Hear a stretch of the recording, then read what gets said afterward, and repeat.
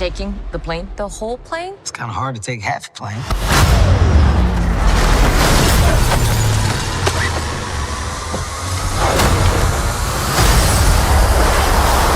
20 years have passed since Kevin Hart did his own airplane ripoff with Soul Plane, and now he's back in the skies in Lift. It's one of few new movies I'll be reviewing this week on CJ at the Movies, along with Jake Johnson's directorial debut, and yet another family assassin movie, but without those lame diaper jokes. I'm Christopher Zweig. Let's take a look.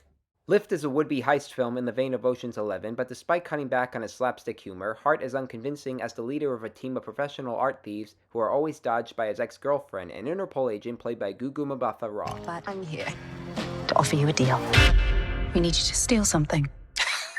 She finds out that a corrupt banker played by John Reno has been funding terrorist attacks and plans to pay the next group in gold. Her only recourse is to enlist Hart's team to steal the gold on the plane from England to Zurich in exchange for their clean records. If we don't do this, we go to jail. Plus, it's about saving lives. Come on. I don't appreciate the emotional blackmail. This is not emotional blackmail. It's blackmail. Hart can broaden his horizons as he did so well in Fatherhood, but he's the last actor I would have chosen as Danny Ocean if Ocean's 11 had to get a reboot, which we hope won't happen. His chemistry with MBatha-Raw is the best thing about Lift, while everything else is bloated with CGI effects, lackluster team players, and predictable plot twists. Just be glad she didn't co-star with him in The Man from Toronto, because that's when she wouldn't have left with her dignity.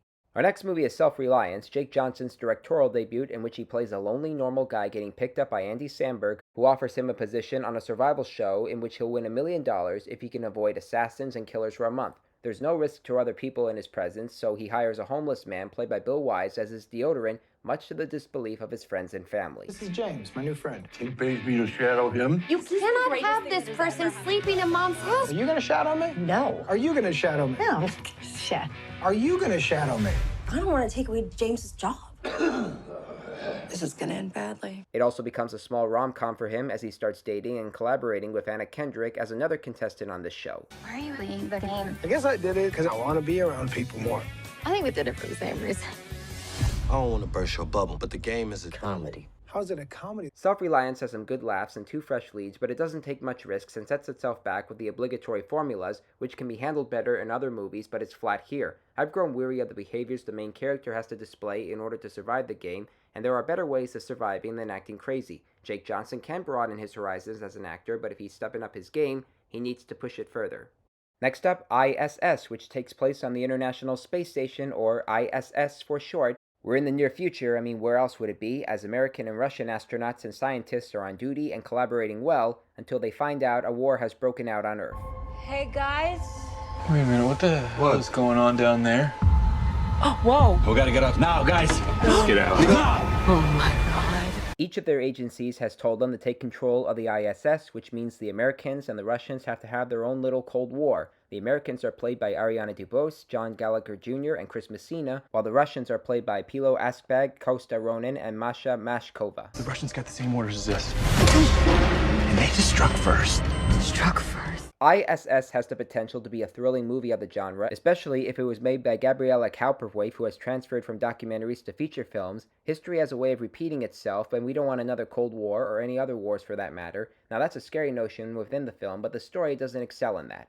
Our next movie, and finally we come to a very good movie on the show, is Origin, Ava DuVernay's latest movie, which is poetic and truthful about how hatred towards different races and religion is all part of racism. Aunjanue Ellis-Taylor, in her first feature role since her Oscar-nominated performance in King Richard, portrays journalist Isabella Wilkerson, who wants to be inside the story of change. I don't do assignments anymore. Yeah, you're a better writer than most people do anything. Have you heard the tapes? No. Of what? Sanford Police Department, this is Sean. Hey, we've had some break-ins in my neighborhood, and there's a real suspicious guy. Looks like he's up to no good or something. Origin moves you with a lot of emotional weight regarding hatred towards various groups of people. Like I said, history has a way of repeating itself, and it's very sad, and DuVernay uses this movie and the real-life book to help fight against it, and she also casts Ellis-Taylor in a fine performance as the journalist trying to put her voice in this important subject matter. Listen to her voice and acknowledge her words. Don't miss it. Okay, last month I disliked The Family Plan with Mark Wahlberg as an assassin retiring as a family man who leads his family in danger. This month in role play, we now have Kaley Cuoco leading her husband David Oyelowo in danger as they celebrate their wedding anniversary, role-playing at a New York City hotel. Pretending to be strangers, they come across Bill Nighy as one of the people after Cuoco, and now her husband learns the hard truth about her from the law. Your wife's real name is Anna Peller. Wanted for contract killings across several continents.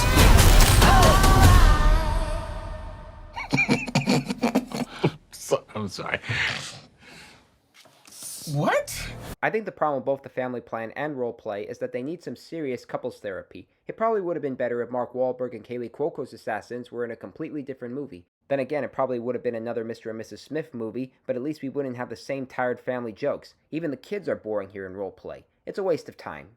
Okay, recapping the new movies I reviewed this week. Thumbs down for Lift, thumbs down for Self-Reliance, thumbs down for I.S.S, thumbs way up for Origin, and finally, thumbs down for Role Play. Well, those are the new movies I'm reviewing this week. I'm Christopher Zweig. Stay safe, and I'll see you at the movies. For more amazing content, please like and subscribe to my channels, and please read my reviews at cjatthemovies.com and download the new HD Radio app.